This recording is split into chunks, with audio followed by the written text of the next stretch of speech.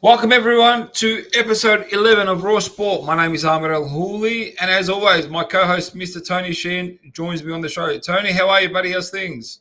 Ahmed, I'm very good personally, but could somebody please explain, either as a Melburnian's perspective or from the Bureau of Meteorology, can you tell me what the hell is going on outside? Let me tell you something. It's a puzzle I've been trying to work out for the last 34 years of my life. Unfortunately, I've had no success. So we got to move on. We will have a big show, a stacked show. Yeah, AFL finals. Week 1 is underway. Huge game last night. Collingwood beat the Melbourne Demons. Close game. Demons shot themselves in the foot. Did you watch the game, Tony? I did. I watched the first half, Ahmed.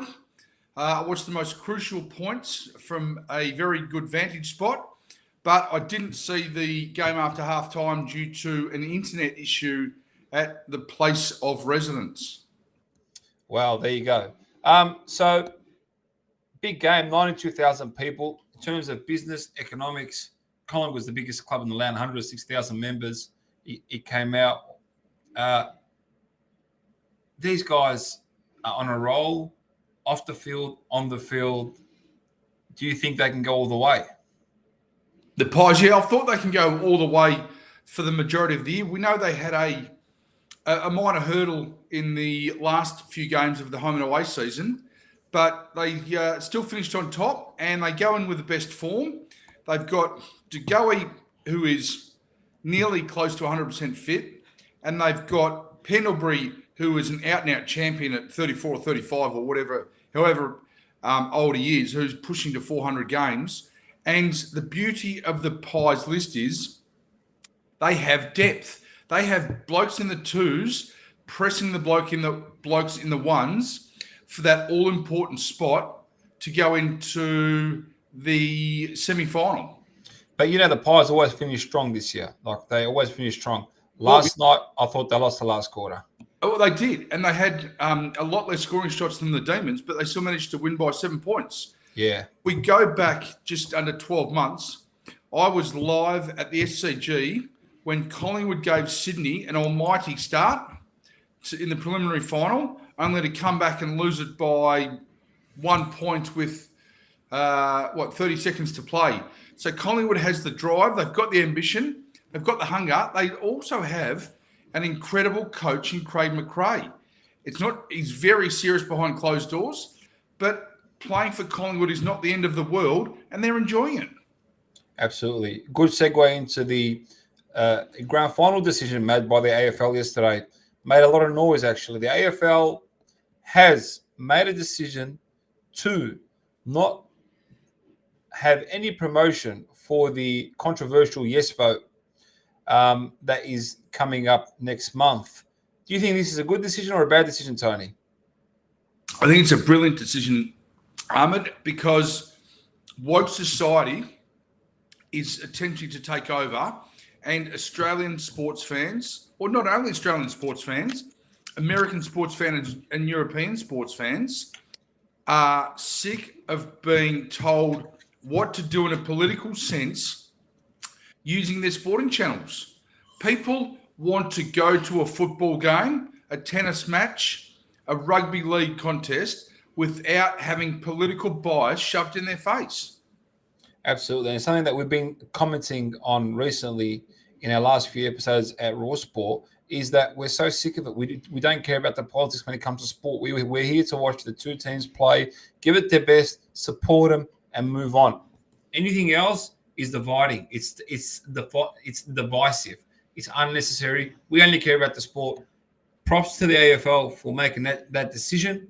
I think finally that they should have made a few more earlier on in the year, but we have to give props when props is due, and that's it. Well done. Yeah, no, I totally agree. And by extension of this and our conversation, where were the Australian politicians criticising the Sydney Swans and the SCG when they actually took on Qatar Airways as a sponsor now that it's suddenly in the news? I mean, I understand people have to defend their positions, but don't do it because there's a pylon. Do it for the authentic nature of what it is. The Sydney Swans and Qatar Airways have had a relationship for probably 5 or 6 years. No mention of that. You know what the biggest problem with this country is? They don't want to work. They don't like competition, right? If you have such look, I'm a believer in free markets. Doesn't matter who comes, as long as they're in legally, they're doing what they're meant to do. They're following the rules.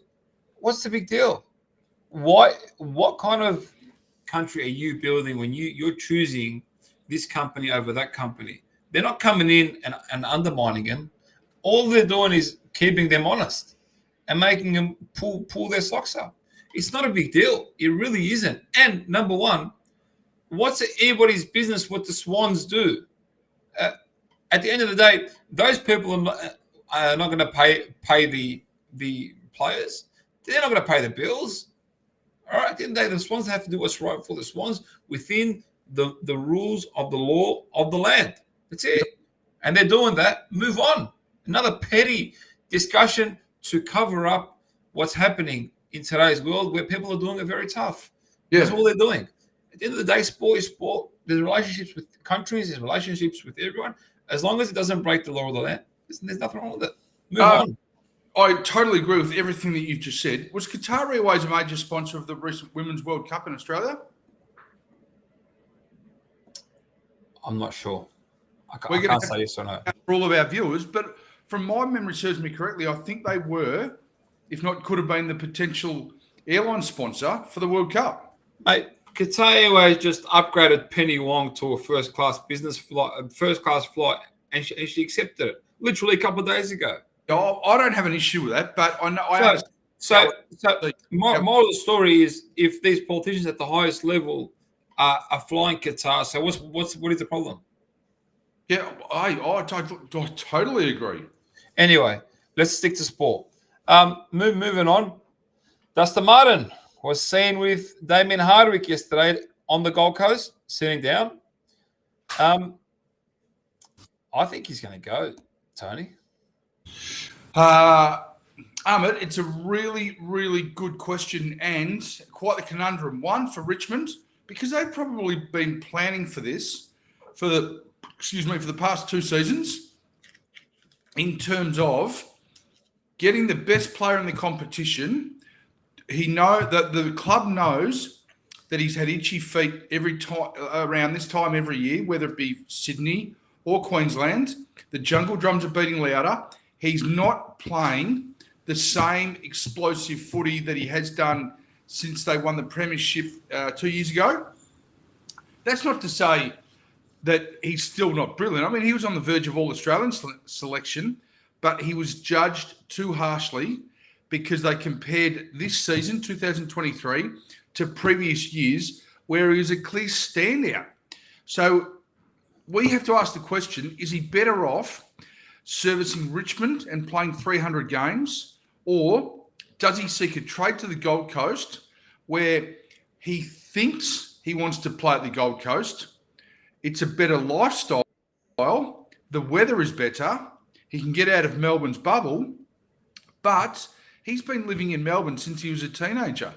To transition from Melbourne being cold, windy and wet and being an AFL-loving mad city to a little hub in southeast Queensland where there might be, I don't know, maybe 500,000 to 1 million people, it is an enormous change. So, look, I'd like to see him play 300 at Richmond and then move on at the end of the year, next year.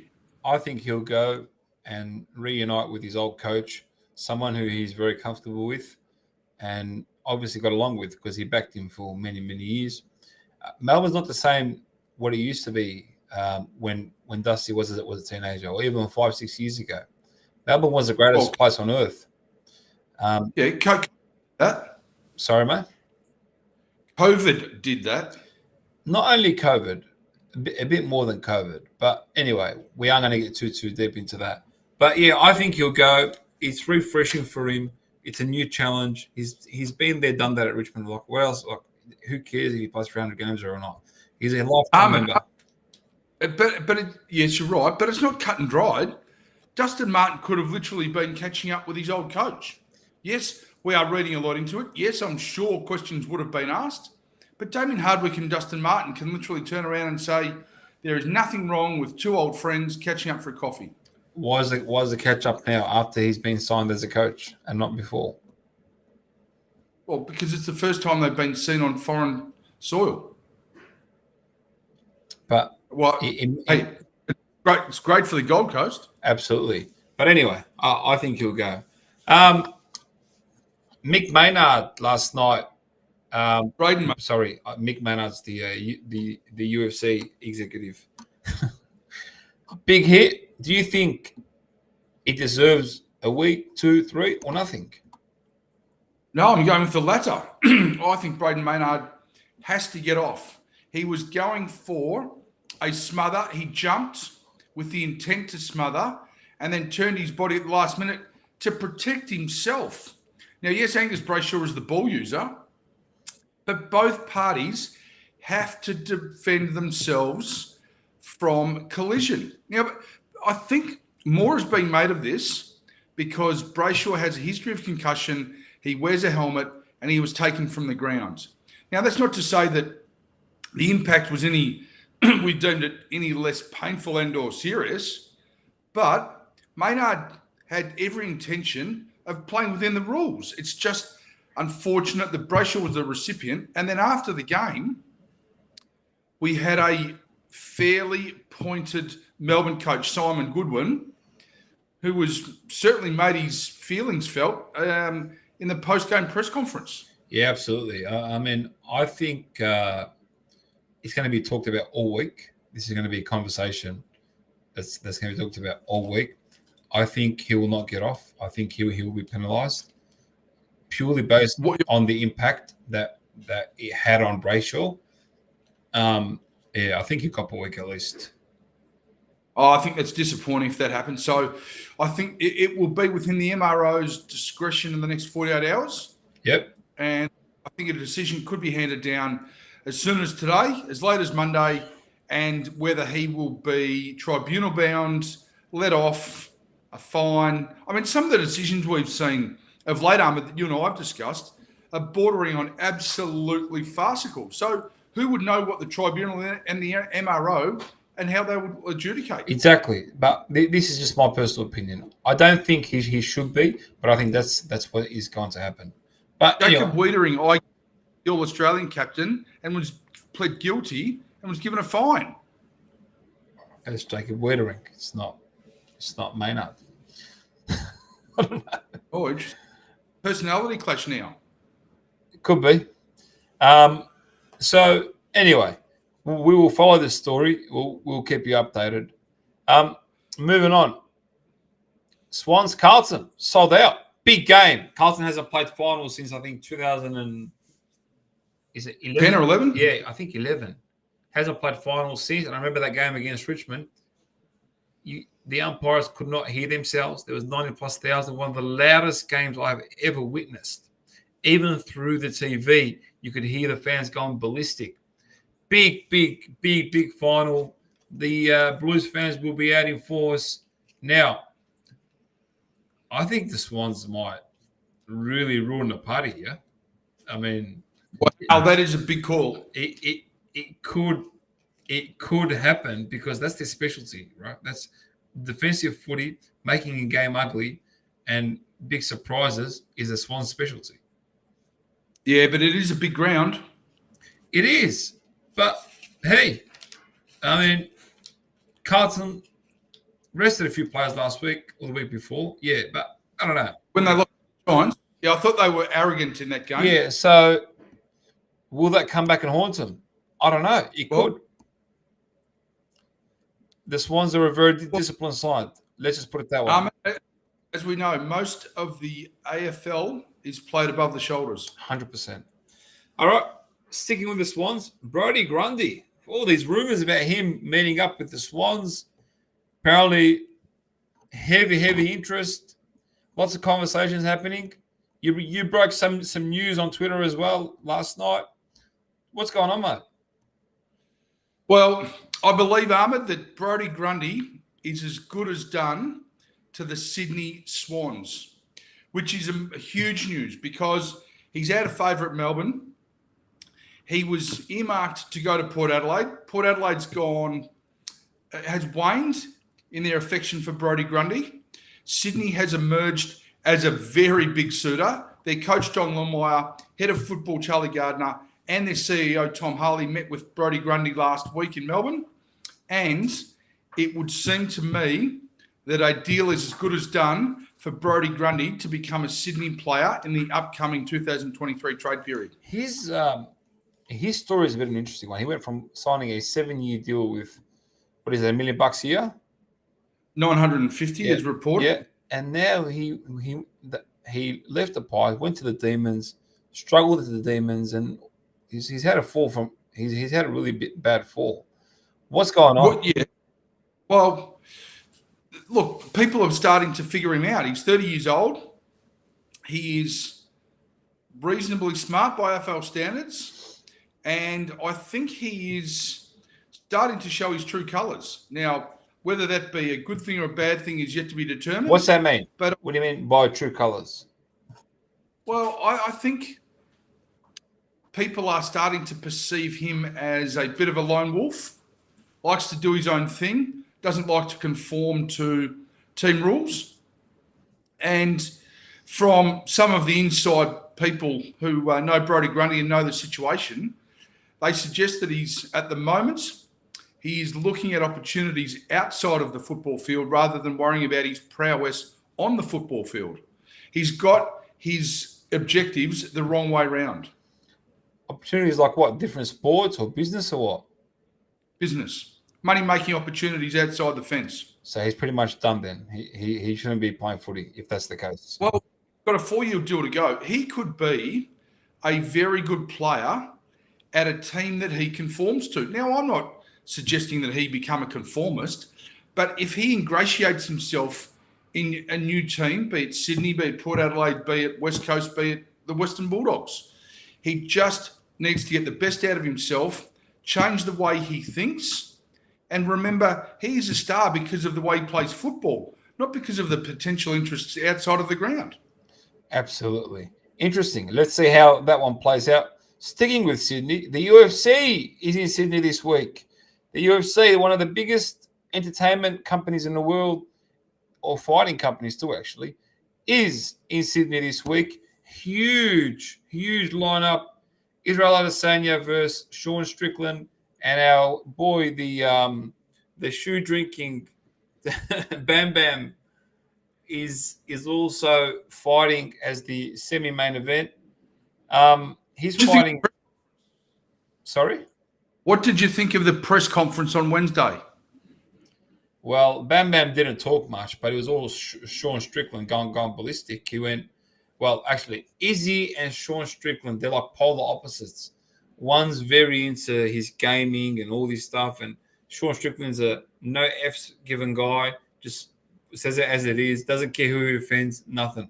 I thought Sean Strickland was brilliant the other day. Yeah. He knew about Australia. He made it political. I don't know whether Dana White had prefaced the press conference with him and said, we need to ramp it up. But what he's done, he's now turned it into a political issue. And now this event will be worldwide. So whether this is by design or whether the Strickland is just an antagonist, good on him. He made some very valid points. He made Australia hate him. He goes to the media asking him a question. He goes, what's wrong with this country? You arrested a pregnant woman? Exactly. We're free speech. Everyone's talking about it. Dana White was asked about him actually earlier in the week at a press conference after the Dana White Contender Series. So what happened? He was in a bit of an incident. A fan came up to him and he jokingly punched the fan in the stomach. As you do. Dana White had to sort of pick up, say, hang on a second, pull your head in, calm down a bit, mate, because you can get yourself in some serious trouble doing that. I mean, imagine all the lawsuits that can come from that. So he's been quite an entertainer this week. He's been a bit controversial, to say the least. But you know what? That's what sells fights. Of course it does. And that's why I asked the question, did Dana White tell him what to say, or is Sean Strickland, well-versed in world politics, knows what he's talking about, has inflamed the situation, becomes public enemy number one. And you know who the winner out of all this is? The viewers. Absolutely. And no, he knows the situation because I see his commentary on Twitter and I've seen him before. He has commented about this stuff a lot. But anyway. Good on him. Go Sean Strickland. Yeah, hopefully it's a good fight. Izzy's Sunday morning. Izzy's an amazing fighter. He is. Izzy is one of the most active fighters in the world, one of the best fighters out there, and he's on his way to actually making victory. If he wins this and he defends one more, he's up there with Anderson Silva. So, Nigerian New Zealander, right? Sorry? Israel Adesanya is a Nigerian-born Kiwi. Yes, exactly. Yes, he is. Yeah, Nigerian-born Kiwi. But let's see how it plays out. I'm sure the event will be sold out. They'll break some sort of gate record, and the pay-per-view will pop. All right, moving on. The US Open. What's going on? What's happening, Tony? Who's calling the shots? Well, semi-finals have been played, Ahmed. Yeah. And I just had the results up on my phone, and it's taking a little bit to load. So I think it was American Coco Gauff. Yeah. Who I think was actually one moment for all of our viewers. What's your take on the tournament so far as a whole? Disappointing. I think there's been a lack of interest outside of the US. Why? Why? Yeah, why has there been lack of interest? It's a very good question.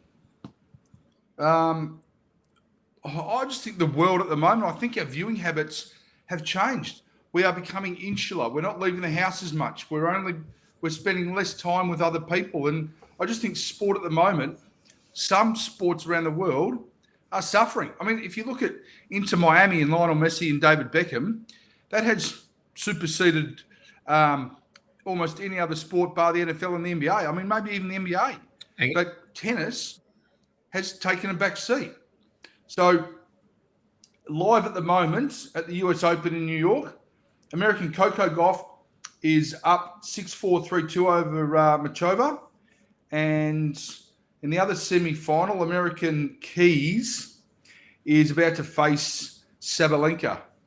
And in the men's, where are the men's? Which is always goes before the women's. Now, don't take that as a misogynistic thing. But Alcaraz beat Zverev 6-3, 6-2, 6-4. And Medvedev beat Rublev 6-4, 6-3, 6-4. So we can wet our lips for an entertaining final, semi-final, and then we look forward to it. Absolutely. Moving on, some big news out of Spain. The Spanish FA boss, we have an update on him. Well, yeah, but are you talking about the gentleman Luis Rubiales who was involved in that kissing incident? Yes. So what's the latest? The latest is things are still circling. We still haven't come. We still don't have an outcome. We're still just rumor mongering and people going around in circles. Well, I thought the coach had been sacked. Had he? Oh, that's the whisper that was coming out of Spain. Well, there you go, ladies and gentlemen. Spanish coach has been sacked, according to Mr. Tony Sheehan. Well, and others. Ahmed, how can you get sacked after winning a World Cup? Yeah, he has been sacked. Here it is. The Sydney Morning Herald in Australia. Spanish coach sacked weeks after World Cup win. Infamous president's kiss. How?